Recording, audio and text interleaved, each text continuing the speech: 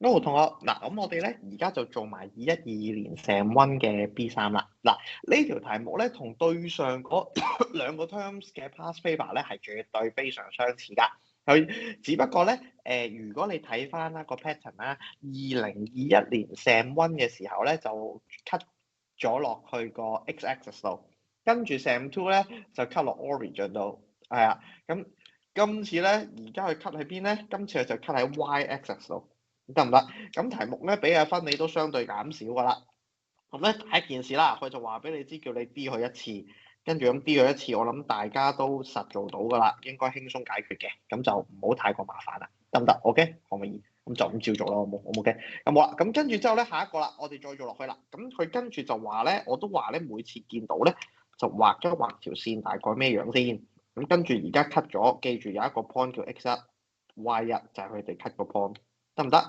咁跟住之後咧，佢話啊 cut 咗落去 y-axis 度喎，呢點嘅坐標咧就係0同-10。咁其實俾齊你㗎啦。咁其實先要第一件事係啲咩？你就只需要揾翻個 slope，咁個 slope 就等於3個 x1 square 加4。咁好啦，有 slope 我哋就用得到 point slope form， 3x square 加 x1 square 加4就等於 y 減 y1，x 減 x1。咁大家實話唔識揾 Y1㗎嘛？你記住啦，冇藉口㗎啦，絕對冇藉口㗎啦。Y1就會等於你將 X1 put 翻入去原本條 equation 度。好啦，除晒。咁好啦，我哋今日已經成功揾到條線嘅 equation 㗎啦。呢個就係條線嘅 equation。不過好多 variables 喎，我哋點樣可以揾得翻今日我哋嘅 X1係幾多啊？咁咧，你揾 X 嘅時候咧，就要睇下佢俾嘅 information 你。呢條線係咪應該一定必然絕對一定會穿過 x 等於0同 y 等於-10啊？咁所以你就 put 啦。咁所以就 put x 等於0 y 等於-10。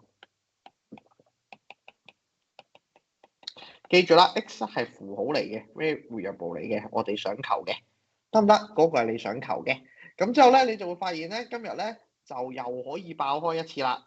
咁當然啦，自己乘翻啦。今日咧如無意外咧，你就會發現咧，佢可以化簡做咧就兩個 x1嘅3次減16等於0。咁你咧就應該咧可以拆得開，就叫做2乘以 x 減2 x1 減2，再乘以 x1 square 加2 x1 加4等於0。咁所以 x1 咧就會等於2啊。好唔 OK？x1 就會等於2啦。咁當你知道今日 x1 等於2，你係咪擺得翻入上邊條 equation 啊？記住 put 翻去最上面嗰度喎，得唔得？咁你咧就可以成功地寫翻出嚟，咁就會變咗做3乘以2嘅 square 加4啦，就會等於 y 減2嘅3次加4乘2加6，再乘翻 x 減2。咁你就可以寫得翻今日我哋嘅最後 final answer，y 就等於16x 減10啦。嗱，中間過程牽涉運算嘅嗰啲應該做得嚟㗎啦，去分嗰啲嘢有冇問題？好唔 OK？可唔可以？得唔得？嗱，咁件事咧應該就可以解決啦。好唔 OK？可唔可以？咁好咯，唔該晒大家，咁大家應該可以順利完成呢樣嘢啦。